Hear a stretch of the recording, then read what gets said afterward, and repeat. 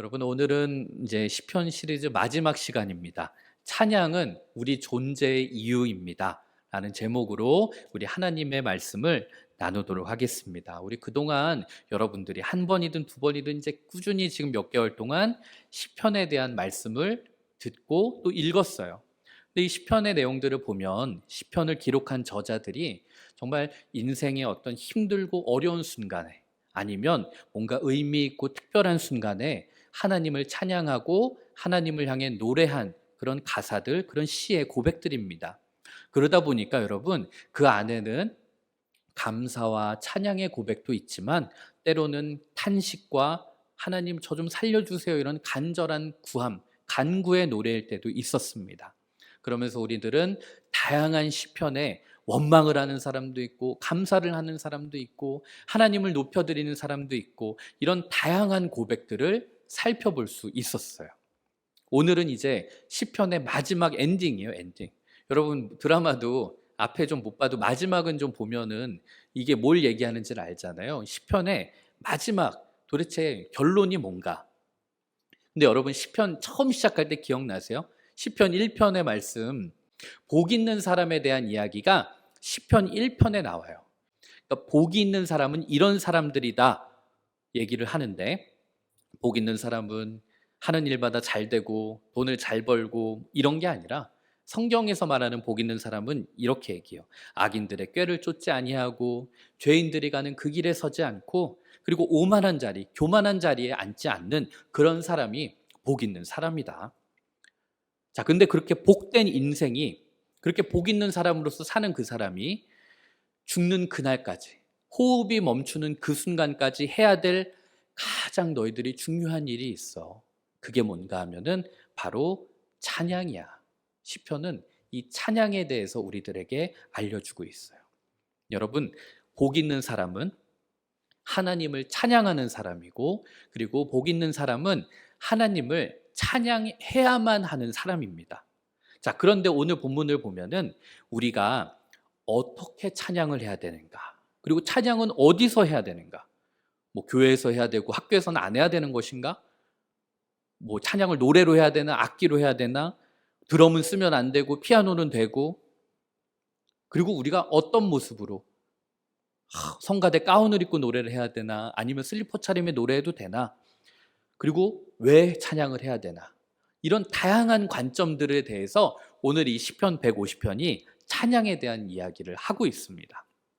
자, 우리가 읽었던 이제 1절부터 한번 볼 텐데, 1절은 찬양의 장소, where, 찬양을 어디서 해야 되는가, 찬양의 장소에 대한 이야기가 나오는데, 1절 한번 읽겠습니다. 할렐루야, 그의 성소에서 하나님을 찬양하며 그의 권능의 궁창에서 그를 찬양할지어다.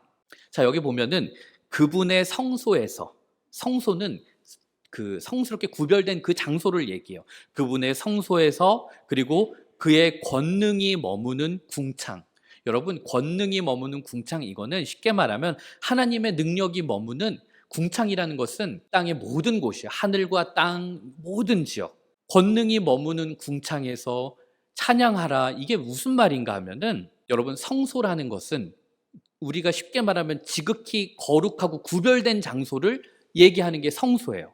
그러니까 우리가 하나님을 예배하기 위해서, 하나님을 찬양하기 위해서, 그분을 경배하기 위해서 특별히 만들어진 장소를 성소라고 할 수 있어요. 그래서 우리 막 지성소라는 게 있고, 그 제사 드리는 사람들이 들어가는 그 구별된 장소, 거길 성소라고 그러는데, 반면에 여기에 한 절에, 같은 이 한 절에 어떤 얘기가 있냐면, 반면에 그분의 능력이 머무는 곳은 하늘과 땅, 이 모든 공간을 포함한 곳을 말해요. 이 땅에 우리가 눈으로 보이는 곳, 심지어 우리가 눈으로 보지 못해도 우리들이 존재하고 있는 이 모든 공간, 심지어 우리들이 가지는 못해도 알고는 있는 그 모든 공간을 의미하는 거예요. 자, 이게 무슨 말인가 하면, 여러분, 구별된 곳, 그리고 구별된 곳이 아닌 모든 땅, 그러니까 우리가 살아가는 모든 장소가 우리는 그곳에서 찬양할 수 있어야 된다 얘기하는 거예요. 구별된 곳, 우리로 쉽게 말할까요? 예배당 안에서만 찬양하는 것이 아니라는 거예요. 우리가 도시에 있든지 시골에 있든지, 여러분 그 찬송가 보면 그런 내용은이 은총이 보라는 찬양 보면 높은 산이 거친 들이 초막이나 궁궐이나 내 주 예수 모신 곳이 그 어디나 하늘나라, 이런 가사가 있어요. 그러니까 우리가 하나님을 찬양하기 위해서 따로 구별된 곳이 있는 것이 아니라 우리가 사는 모든 공간, 모든 지역, 어디서나 우리들은 하나님을 찬양하면서 살아야 된다는 거예요. 높은 산에 가서만 하나님을 찬양하는 게 아니라 거친 들판에 가서도 찬양할 수 있고, 우리가 초막에 그냥 볼품없는 그런 집에서만 하나님을 찬양하는 것이 아니라 저 궁궐에서도 하나님을 찬양할 수 있는 것. 그러니까 이 세상에 어디든지 찬양을 드리기에 부적합한 곳은 없다는 거예요. 여러분들이 교회에서는 하나님 찬양하는 게 아무렇지도 않지만 뭐 너무 극단적으로 말하면 여러분들이 친구들이랑 노래방을 갔어. 야, 너 노래 좀 해봐 이랬는데 막 당신은 사랑받기 위해 태어난 사람, 이런 거 하면 여러분 친구들이 막 너희 노래방을 막 기계를 끄거나 하겠지, 아니면 마이크를 뺐겠지. 아니 진짜 근데 이런 일들이 있거든. 목사님들 중에 간혹 이제 나 때는 상관없지, 나는 그냥 가요로 불렀지. 근데 군대 가면 막 노래 시킨단 말이야. 근데 진짜 옛날에 막 순수하고 순박했던 목사님들은 가요를 모르는 거야. 그러니까 진짜 찬송가 부르고 맞고 막 이랬대. 근데 여러분 그거야 뭐 우리가 얘들아, 그건 인간의 관점으로 그 사람들은 찬양 부르면 뭐라고 할 수 있지만, 이 지금 시편은 우리가 하나님을 찬양하는 데 있어서 제한되거나 거기선 하지마 이렇게 구별되는 건 없다는 거야. 이 땅의 모든 공간에서 우리들은 하나님을 찬양할 수 있는 거예요. 예배당뿐만이 아니라 여러분 집에서도, 그리고 여러분들이 걸어가는 길에서도, 그리고 여러분들이 거하는 학교에서도 찬양할 수 있어. 그렇게 할 수 있는 가장 중요한 이유가 뭔가 하면은, 하나님은 우리가 살고 있는 이 모든 공간, 이 모든 곳의 주인이시기 때문에 그래요. 그래서 여러분들이 어느 곳에 가든지 어느 곳에서든지 하나님을 찬양하는 삶을 살아야만 된다. 그 이야기를 지금 이 시편이 하고 있는 거예요. 자, 그런데 왜? 중요하잖아. 우리 왜 하나님을 찬양해야 되는데? 너희들 왜 되게 중요하잖아. 뭐 하면 왜 제가 그걸 해야 되죠? 이러고, 지금 왜를 이야기하는 거지. 2절을 보면 왜 우리가 하나님을 찬양해야 되는가? 자, 2절 한번 읽어보겠습니다. 그의 능하신 행동을 찬양하며 그의 지극히 위대하심을 따라 찬양할지어다, 이랬어요. 자, 왜 찬양을 하는가 하면 그분이 행하신 위대한 일들이 있다는 거야. 그분이 여러분들을 위해서 아무것도 안 했고, 그분이 뭐 대단한 일을 하신 게 없다, 이게 아니라 그분이 여러분들을 위해서 엄청나게 위대하신 일들을, 놀라운 일들을 했기 때문에 우리는 그분에게 감사와 찬양을 올려드릴 수 있어야 된다, 이 이야기를 하는 거예요. 여러분들도 지난 한 주간 엄청나게 놀라운 일들 있지 않았어요? 여러분 표정이, 놀라운 일? 아무 일도 없었는데. 지금 잘 한번 생각해봐. 잘 한번 생각해봐. 여러분 진짜 아무 일도 없이 일주일 지나다가 내가 지금 예배당에 왔기 때문에 무슨 위대한 일, 뭐 대단한 일, 뭐 로또가 된 것도 아니고, 길 가다가 5만 원권, 10만 원권 주운 것도 아니고. 근데 무슨 대단한 일. 그런데 여러분들이 지금 이 자리까지 이렇게 오는 과정들 일주일만 놓고 보자고. 다른 뭐 한 달, 두 달, 몇 년 전 이건 다 내려놓고 일주일 동안만 봐도 하나님이 여러분들을 매 순간순간마다 돌보시고 지켜보아 주셨기 때문에 여러분들이 이 자리에서도 살아 숨 쉴 수 있고 이 자리에 올 수도 있는 거예요. 여러분, 저는 그런 생각을 해요. 저는 운전을 하고 다니는데 제가 아무리 운전을 조심히 해도 미친놈이 운전해서 나를 박으면 나는 끝나는 거. 운전이라는 게 그렇더라고. 내가 조심한다고 그래서 안전한 게 아니더라고. 그런데 그렇게 위험하게 그렇게 운전을 해 다니고, 내 차가 그렇게 좋지 않거든. 난 항상 운전을 할 때마다 이 차가 언제 설지 모른다라는 늘 가능성을 염두에 두고 살아. 그런데 선 적도 없고 사고 난 적도 없고. 여러분 몸을 한번 볼까요? 몸? 지금 심장 안 뛰는 사람 있어요? 심장 안 뛰는 사람? 아니면 스스로가 조절 가능한 사람? 심장을 좀 멈춰야 되겠다. 너무 내가 심장이 많이 뛴다. 여러분 신기하지 않아요? 웬만한 기계도 장비들도 사서 한 10년 쓰면 다 망가지잖아요, 여러분. 아무리 정교하게 만든 시계도 오래 못 간단 말이에요. 그런데 우리의 이 심장은 여러분 한 번도 멈춘 적이 없어요. 여러분 태어나서 심장 멈춘 사람 한 번도 없었죠. 신기하지 않아요, 여러분? 이렇게 정교하게 만들었나? 우리 의도한 게 없잖아요. 여러분들이 심장을 내가 뛰어야지 말아야지 뭐 의식적으로 뭘 한 게 없이 심장을 늘 뛰게 해주시고, 여러분들이 그냥 아무 일 없이 건강하게 돌아다닐 수 있도록 해주시고, 그런 일들을 보면서 이 시편 저자는 하나님이 우리들에게 얼마나 위대한 일을 베푸셨는가, 그런 일들 때문에 우리는 하나님을 찬양해야 된다는 거예요. 근데 지금 이렇게 마음에 걸리는 사람들이 있어요. 가끔가다 그렇죠. 우리가 좋은 일들이 있을 때는 하나님 찬양이 저절로 나와요. 너희가 만약에 수능을 봤는데 잘 봤다. 지금 너희 막 졸고 있어도 수능 잘 보면 하나님 진짜 감사하다. 생전에 교회도 안 나오던 애가 어느 날 갑자기 막 날 보고 진짜 하나님이 하셨어요. 뭐 이래. 막 별로 평소에 신앙 얘기 하지도 않던 애들이 꼭 좋은 일 있을 때 막 그리고 그게 얘들아 그 순간인 거 알아? 그 한 일주일이야. 그 부모님들도 그래. 근데 얘들아 우리가 막 가끔 그럴 때 있잖아. 힘들고 어려울 때 도무지 내 삶에 하나님을 찬양할 이유를 하나도 못 찾겠다. 찬양이 터져 나오질 않아.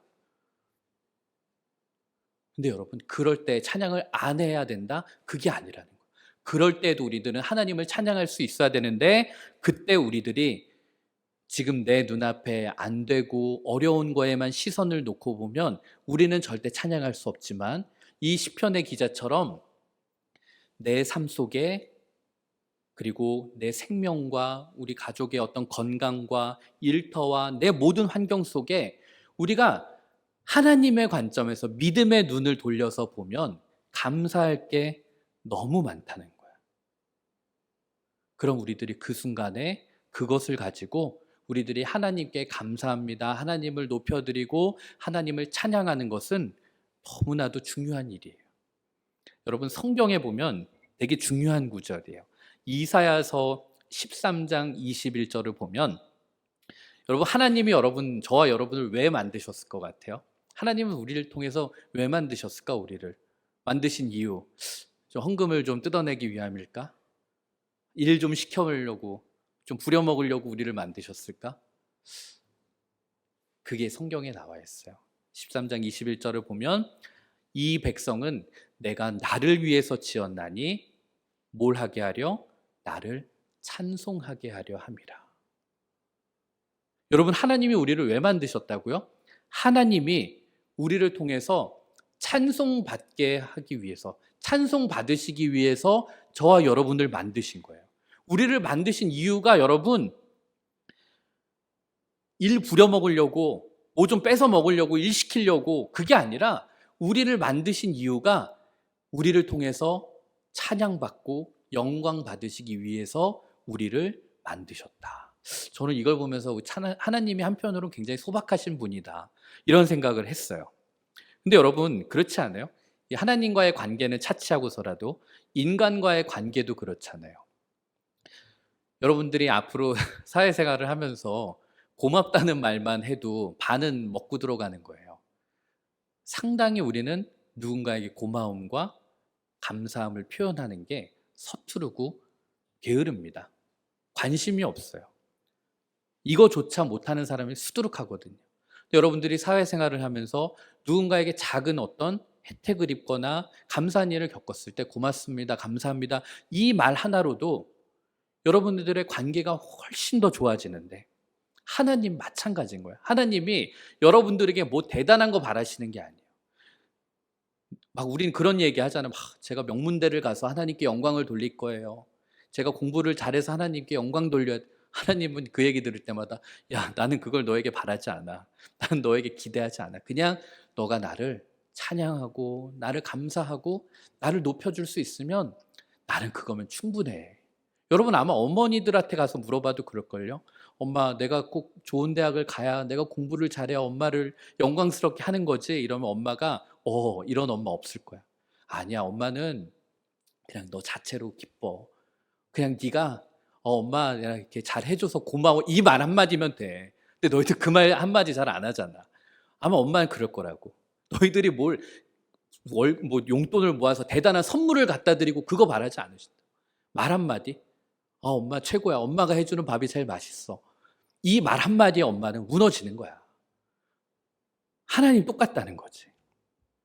그러면 얘들아, 하나님이 이걸 그렇게 원하시는데 이거 하나 못 해드리니? 야, 이것만 해도 하나님과의 관계에서 반이 뭐니? 전부야. 하나님은 지금 우리에게 그 감사와 찬양의 고백을 기다리고 계세요. 자, 그렇게 우리들이 1절에서는 찬양의 장소에 대해서, 그리고 2절은 찬양을 왜 해야 되는지, 그리고 이제 3절에서부터 5절까지는 그럼 우리가 어떻게 찬양해야 되는데, 이게 나와요. 여러분들도 오케이, 내가 그래 찬양은 하겠다. 여러분, 이 시편이 되게 논리적으로 써진 것 같아요. 오케이, 제가 찬양하는 이유에 대해서는 알았습니다. 왜 해야 되는지. 근데 그럼 찬양을 어떻게 해야 될까요? 이제 이거에 대한 3절에서 5절까지인데 제가 읽겠습니다. 나팔 소리로 찬양하며 비파와 수금으로 찬양할지어다. 소고치며 춤추어 찬양하며 현악과 퉁소로 찬양할지어다. 큰 소리 나는 재금으로 찬양하며 높은 소리 나는 재금으로 찬양할지어다.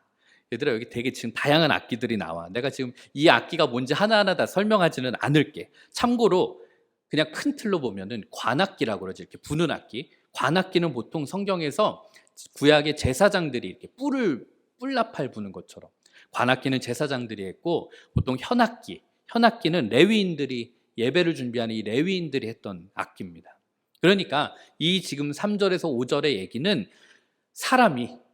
모든 사람이 자신들이 할 수 있는 모든 악기를 총동원해서 하나님을 찬양해라, 지금 그 이야기를 하는 거예요. 자, 이러면 지금 악기를 하는 사람들은 그래, 내가 하는 이 악기로 하나님을 높여야지, 찬양해야지 이러는데, 악기 못하는 사람, 나도 악기를 못 다루거든. 그럼 나는 나 찬양을 못하네, 그리고 나는 찬양을 이제 할 수 없네. 지금 여기는 그런 말을 하는 게 아니야. 되게 그건 좁게 보는 거고, 여기서 말하는 이 다양한 악기라는 것은 단순히 우리가 음악을 연주하는 그 악기 차원이 아니라 내가 할 수 있는 모든 방식, 다양한 방법으로 하나님을 찬양하라는 거예요.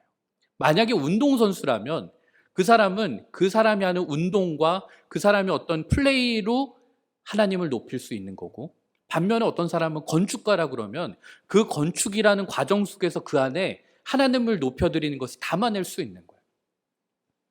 반면에 조각가는 음악 연주 못해도 조각으로 그 안에 하나님을 높일 수 있는 방식이 있는 거고, 그래서 르네상스 시대 수많은 예술가들이 다양한 모습으로 하나님을 높이는 작품들을 만들어냈다라는 거예요.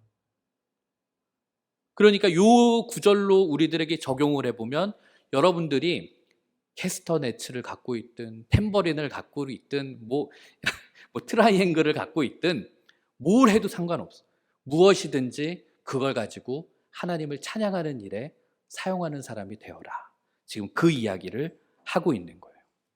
자, 그럼 이제 요 정도 보면은 이 찬양하라는 것이 엄청 강조를 하네. 그냥 단순히 너희들이 찬양을 했으면 좋겠어, 요런 정도가 아니라 니네 진짜 찬양 안 하면 큰일 난다, 거의 약간 좀 강압적인 이런 느낌까지 가는데, 여러분이 6절을 보면 진짜 하나님이 찬양이라는 것을 우리들에게 거의 명령, 여러분 그냥 권유가 아니라 명령처럼 이야기. 왜냐하면 6절을 한번 보면 호흡이 있는 자마다 여호와를 찬양할지어다. 할렐루야. 여러분, 할렐루야는 주님을 찬양하라, 하나님을 찬양하라, 이 이야기인데, 6절이 이제 시편의 마지막이란 말이에요. 끝인데 결론이 호흡이 있는 자마다 하나님을 찬양해라. 그럼 여러분, 이 땅에 호흡이 없는 사람은 없어요. 숨 쉴 수 있는 사람이면 누구나 다 하나님을 찬양해야 된다라는 거예요. 이것은 어떤 걸 의미하냐면, 하나님을 찬양하는 데 있어서 어떤 특별한 자격이나 지위나 이런 게 필요하지 않다는 거예요. 왜냐하면 부자도 숨을 쉬고 가난한 사람도 숨을 쉬고 건강한 사람도 숨을 쉬고 건강이 안 좋은 사람도 숨을 쉬고 이 땅에 호흡이 없는 사람은 없어요. 그리고 이 호흡이라는 것은 그냥 날마다 우리들이 그냥 계속 늘 하는 거예요.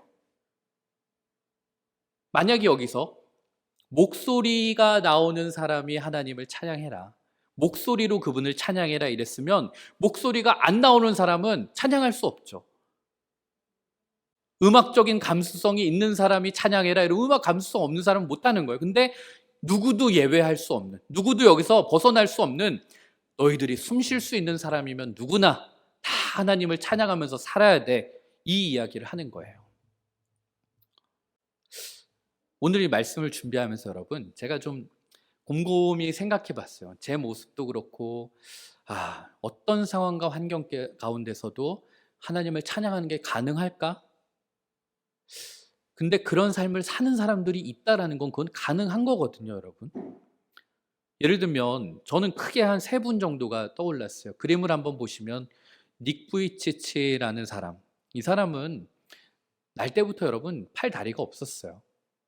그리고 스스로도 학창 시절에 죽으려고 몇 번 욕조에 그냥 자기 몸을 담그기도 하고, 그럼 진짜, 근데 굉장히 힘들었던 시간을 보내다가 이 사람이 이제 다시 하나님을 만나고 하나님 안에서 회복되면서 지금은 저분이 어떠한 장애도 없이, 그러니까 몸, 팔, 다리가 있지만 저분은 굉장히 건강하고 이것 때문에 내가 인생이 힘들고 비관적이다라는 생각을 하지 않고 살아요. 정말 정상인보다도 훨씬 더 정상인처럼 살아요. 그리고 곳곳을 다니면서 하나님의 이름을 높여드리는 삶을 살아요. 또 한 명 있죠. 가운데 이지선 교수. 이번에 이제 이화여대 교수가 됐죠. 이분도 화상을 입어서, 원래 예뻤잖아요. 예쁜 얼굴이었는데 화상을 입어서 망가졌을 때 얼마나 인생이 비참했겠어요. 근데 이 사람은 끝까지 이 과정 속에서 흔들리지 않고 하나님을 찬양하는 삶을 살아요. 그리고 끝에 나온 분은 강영우 박사라는 분이에요. 제가 여러분들만 할 때 저는 저분의 책을 읽었어요. 저분은 어렸을 때 축구를 하다 축구공에 맞아서 시각을 잃어버려요. 그런데 그런 상황 속에서 집도 너무 가난했고 그 충격으로 부모님도 돌아가시고 형도 돌아가시고 집안이 완전히 풍비박산나는, 근데 그런 상황 속에서도 자기가 해야 될 것들을 공부를 해내면서 결국은 장애인 최초로 유학을 가고 나중에 교육학을 박사과정을 하면서 교수가 되고 나중에는 백악관의 특별 보좌관으로 들어가기도 해요. 저분은 죽을 때까지 미국에 살면서 여러 지역 다니면서 하나님의 이름을 높이는 그런 삶을 살았어요. 자, 여러분 한번 볼까요? 이 자리에 팔다리가 없는 사람, 저는 여긴 다 팔다리 있죠, 여러분. 닉 부이치치보다 우리가 그래도 낫잖아요. 이지선 교수보다 그래도 여러분 피부가 아무리 여드름이 있어도 이지선보다는 여러분 피부가, 여러분 하나 골라봐요. 여드름이 좀 있는 피부를 살래? 아니면 이지선 교수 같은 피부로 살래? 적어도 내가 볼 때 여기는 다 이지선보다는 피부가 더 좋은 것 같고, 강영호 박사 앞이 안 보이는데 여러분 뭘 할래요? 눈? 아마 눈 차라리 보이고 그냥 평범하게 사는 게 낫지. 눈 시각 안 보이면서 유학 가서 뭐 명문대 가서 교수 되면 뭐예요? 여기 있는 사람들 내가 볼 때 이 세 사람보다 삶의 자리는 제가 그래도 다 나은 것 같아요. 근데 왜 우리에게는 찬양이 없을까요? 왜 우리는 하나님을 높여드리지 못할까요? 저 스스로에게도 물어보는 거고 여러분들에게도 물어보는 거예요. 요즘 컨디션이 너무 안 좋아서, 요즘 일이 너무 많고 너무 바빠서 찬양하기가 어려운 것 같아요. 요즘 내 건강이 그렇게 하나님을 높여드릴 만큼 그렇게 좋지 않아. 학교에서 되는 일도 없고 친구들이랑 관계도 안 좋고, 그래서 내가 하나님을 향한 찬양이 나오지 않아. 그래서 혹시 오늘의 이 말씀이 진짜 나랑은 전혀 상관없는 이야기처럼 느껴지는 분들이 있다면 여러분 그렇지 않다라는 걸 얘기해 주고 싶어요. 오히려 인생이 갑갑하고 도저히 내가 하나님을 찬양할 수 없을 것 같은 상황일 때 그럴 때 우리가 더 하나님을 찬양하고, 그리고 그때 나를 찬양해 달라고 하나님이 우리들에게 명령하고 계신 거예요.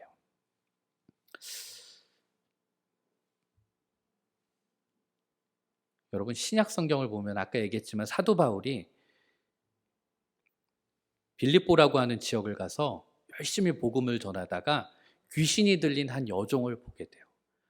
그게 너무 안타까우니까 그 귀신 들린 여종에게서 귀신을 쫓아내 주는데, 그러자 그 귀신, 그 전보는 여종을 통해서 돈을 벌던 사람들이 이 사도 바울과 그리고 같이 다니던 실라, 이 두 명을 신고를 해, 고발을 해서 바울과 실라가 로마 경찰 군인들에게 붙잡혀 가서 두들겨 맞고 나중에 감옥에 갇히게 돼요.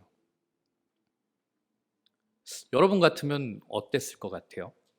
저 같으면 제가 설교를 하고 선교를 가서 전도를 하고 하나님을 위해서 일을 했으면 그래도 조금 삶이 좀 나아지고 뭐 좋은 일이 있으면 좀 모르겠는데, 그렇게 하나님을 위해서 일을 했는데 그 결과가 뭐였는가 하면 두들겨 맞고 고문당하고 빌립보 감옥에 갇히는 거였어요.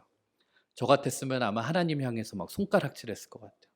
아니 하나님, 제가 무슨 뭐 도둑질하다가 잡힌 것도 아니고 하나님 말씀 전하고 귀신 내쫓고 사역하다가 했는데 이렇게 저를 감옥에 처박으십니까? 막 원망이 나오고 불평이 터져 나올 것 같아요. 얼마나 서러웠겠어요. 아우, 내가 때려칠까? 어, 내가 뭘 부귀영화를 누리겠다고 이렇게 내가 전도여행을 다니나. 그런데 바울과 실라가 여러분 그 안에서 무엇을 했는지가 사도행전에 보면 이렇게 나와 있어요. 한밤중에 바울과 실라가 기도하고 하나님을 찬송하며 죄수들이 듣더라. 성경 좀 잘못 쓴 거 아닌가? 한밤중에 바울과 실라가 원망하고 하나님을 향해 불평하니 죄수들이 듣더라. 이게 우리들의 삶일 것 같은데, 바울과 실라는 그 감옥에 갇힌 그날 밤 암울한 그 상황 속에서 고문으로 온몸이 다 피로 적시고 착고까지 채워져서 감옥에 갇힌 그 상황 속에서도 하나님을 찬송하는 그 믿음을 보여주고 있어요. 여러분, 하나님이 이 모습을 우리들에게도 기대하고 계신 거예요. 왜냐? 하나님은 이 바울과 실라의 이 기도를 통해서 그래, 너희들 그렇게 하는구나, 이 정도가 아니라, 여러분, 하나님이 이 고난 가운데서도 이 고통 가운데서도 바울과 실라가 하나님을 찬송할 때 하나님의 마음이 움직여요. 고난 가운데서 다른 무언가를 하지 않아도 하나님을 바라보고 그분을 그냥 믿어드리는 그 자체로, 그분을 찬양하는 그 자체만으로도 하나님은 그의 삶에 개입하시고 그의 삶에 응답하셨어요. 그래서 26절을 보면 이에 갑자기 큰 지진이 나서 옥터가 움직이고 문이 곧 다 열리며 모든 사람의 매인 것이 다 벗어진지라. 여러분, 이게 찬양의 능력이라는 거예요. 성경에서는 지진이 나고 흔들리고 이것은 어떤 하나님의 나타나심, 하나님의 일하심을 표현하는 어떤 문학적인 기법이기도 해요. 하나님은 고난 가운데서도 찬양하고 하나님을 높여드리는 이 두 사람에게 마음이 움직이셨다는 거. 저는 여러분들이 한 주 동안, 아니 그리고 앞으로 살아가면서 하나님의 이 찬양의 능력을 경험했으면 좋겠어요. 믿져야 본전이잖니. 찬양이 나올 때 찬양하는 건 누구나 할 수 있어. 근데 너희들이 힘들고 어려운 순간에도 그때 하나님을 찬양할 수 있는 사람, 그 사람은 하나님이 반드시 쓰시고 하나님은 그 사람을 통해서 일하신다는 거예요.